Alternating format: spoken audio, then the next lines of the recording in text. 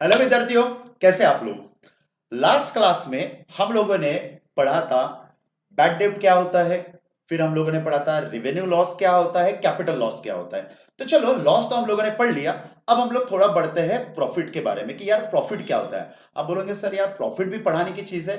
तो हाँ, यहाँ पे हम लोग जो प्रॉफिट पढ़ने वाले हैं, सिर्फ प्रॉफिट नहीं, प्रॉफिट के साथ गेन क्या होता है ये सारी चीजें हम लोग पढ़ेंगे। बहुत सारे बच्चों को डिफरेंस ही नहीं पता रहता कि कैपिटल प्रॉफिट क्या होता है, रिवेन्यू प्रॉफिट क्या होता है, या प्रॉफिट और गेन में क्या फर्क है। तो चलिए हम लोग शुरू करते हैं विदाउट वेस्ट ऑफ टाइम।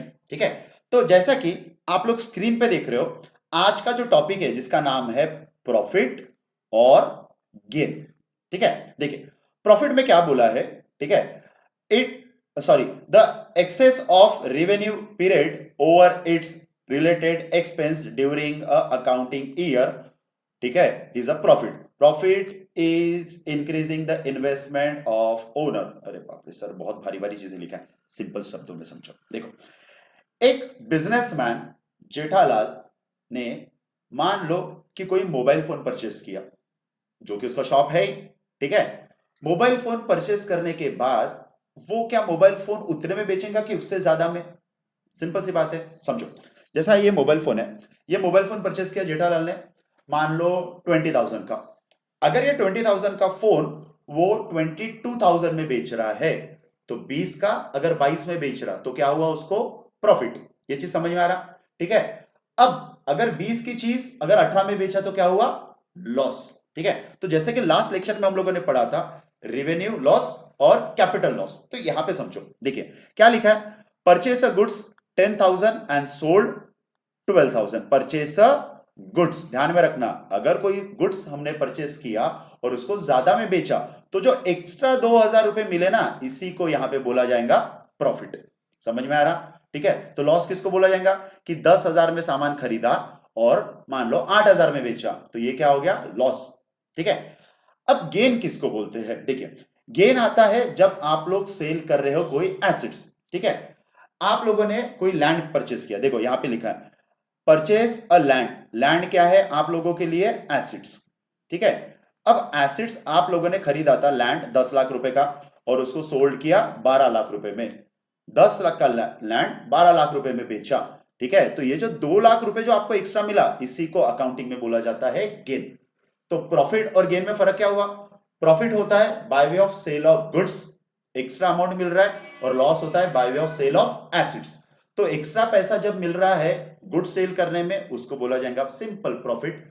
और जब एक्स्ट्रा पैसा मिल रहा है by way of sale of assets, उसको बोला जाएगा यहां पे गेन। तो अब अगर आप नीचे देखोगे, तो नीचे यहां पे दो प्रॉफिट है, एक कैपिटल प्रॉफिट और रेवेन्यू प्रॉफिट। कुछ फर्क नहीं है। ये जो प्रॉफिट आप लोगों को दिख रहा है नॉर्मल प्रॉफिट, इसी को रेवेन्यू प्रॉफिट बोलते हैं, और जो गेन है ना, गेन को ही यहां पे कैपिटल प्रॉफिट बोलते हैं। आप बोलोगे सर कैसे, चलिए देखते हैं। इधर देखिए, यहां पे लिखा भी है, देखिए कैपिटल प्रॉफिट के बारे में क्या लिखा है, देखो, are those which earn result selling of fix assets. अब भी आप लोगों को बोला कि गेन किसको बोलते हैं, जब फिक्स एसिड सेल करने में एक्स्ट्रा पैसा मिला तो उसको बोला जाएगा गेन, और उसी को दूसरा नाम क्या दिया गया है, कैपिटल प्रॉफिट। ठीक है, अब यहां पे एग्जांपल भी दिया है। ठीक है, कि भैया बिल्डिंग परचेस किया है 1,50,000 और बेचा 1,75,000, तो 25,000 जो एक्स्ट्रा मिला, इसी को हम लोग क्या बोलेंगे, कैपिटल प्रॉफिट। ठीक है, और रेवेन्यू प्रॉफिट मतलब क्या, सिंपल प्रॉफिट को हम लोग क्या बोलते हैं यहां पे, रेवेन्यू प्रॉफिट। ठीक है, तो एक बार मैं क्विकली रिवाइज कर दूं, difference between revenue loss and revenue profit. Revenue loss कब होता है, by way of sale of goods. 10,000 की चीज आपने खरीदा था जो आपके लिए गुड्स है, और उसको 8,000 में बेचा, तो ये हो गया आपके लिए रेवेन्यू लॉस। 10,000 की चीज आपने 12,000 में बेचा गुड्स, तो ये हो गया आप लोगों के लिए रेवेन्यू प्रॉफिट। ये समझा। दूसरा, कैपिटल प्रॉफिट, कैपिटल लॉस, कोई एसिड्स को ज्यादा पैसे में बेचना, बराबर, कॉल्ड एज कैपिटल प्रॉफिट। कोई एसिड्स को कम पैसों में बेचना, कॉल्ड एज कैपिटल लॉस। तो आई होप सो कि आप लोगों को रेवेन्यू प्रॉफिट और कैपिटल प्रॉफिट में, रेवेन्यू लॉस और कैपिटल लॉस में फर्क समझाओ। तो आज के लिए इतना ही, थैंक यू।